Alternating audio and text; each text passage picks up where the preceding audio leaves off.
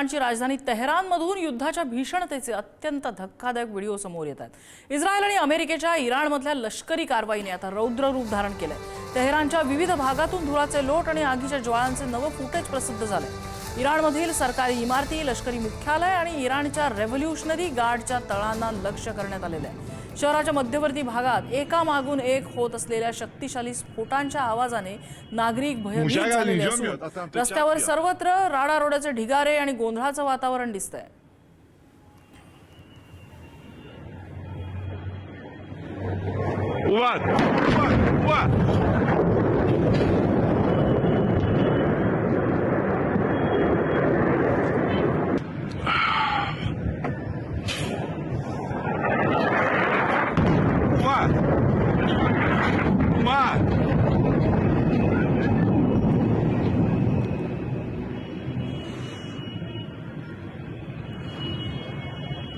موشک از اینجا میاد، از سمت چپ بیاد.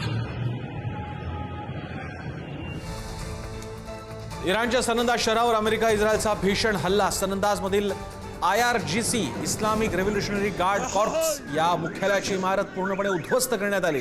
इराणमधील निमलष्करी दहशतवादी संघटना मानल्या गेलेल्या इस्लामिक रेव्होल्युशनरी गार्ड कॉर्प्सच्या मुख्य तळावर जोरदार हवाई हल्ला करण्यात आला। या भीषण हल्ल्यात मुख्यालयाची इमारत पूर्णपणे उद्ध्वस्त झाली असून तिथे उपस्थित असलेले अनेक उच्चपदस्थ दहशतवादी आणि अधिकारी ठार झाल्याची प्राथमिक माहिती समोर येते।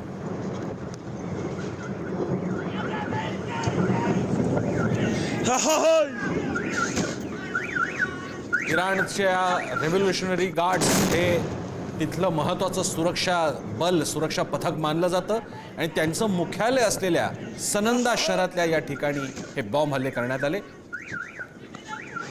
युद्धाचा भडका वाढत चाललेला आहे आणि इतक्या लवकर इराण अमेरिकेतलं हे युद्ध, इराण अमेरिका इस्रायलमधलं युद्ध थांबेल असं वाटत नाहीये। इराणनं सुद्धा आपल्याला प्रत्युत्तर चालू राहील असा इशारा अमेरिकेला दिलेला आहे। इकडे इराणच्या राजधानीवरती अर्थात तेहरानवरती इस्रायलने सर्जिकल स्ट्राईक केलाय। तेहरानमधील हवाई संरक्षण यंत्रणा उद्ध्वस्त केली आहे। इस्रायली संरक्षण दलांनी हा संदर्भातला व्हिडिओ जारी केलाय। मध्य पूर्वेतील संघर्ष आता टोकाला पोहोचलेला आहे आणि इस्रायली संरक्षण दलाने इराणची राजधानी तेहरानमधल्या हवाई संरक्षण यंत्रणांना लक्ष्य केलेलं आहे आणि भीषण हवाई हल्ला केलाय। विशेष म्हणजे त्याचे पुरावे म्हणून इस्रायलने हल्ल्याचा अधिकृत व्हिडिओ प्रसिद्ध केलेला आहे।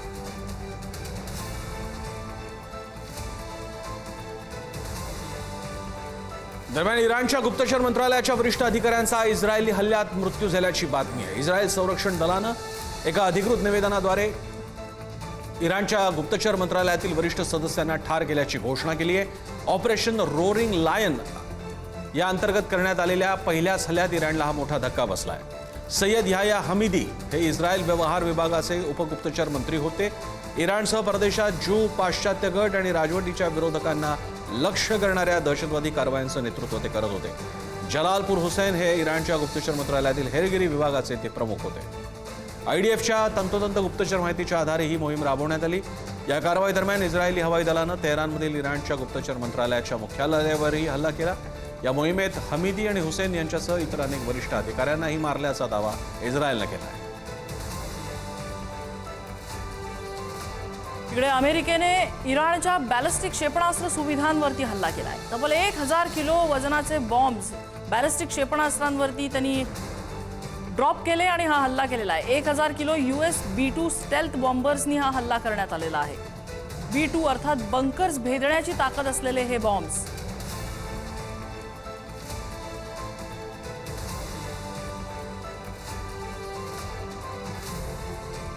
दरम्यान सौदी अरेबियामध्ये अरामको रिफायनरीवर इराणचा हल्ला झालाय। अरामको ही जगातली सगळ्यात मोठी तेल कंपनी आहे।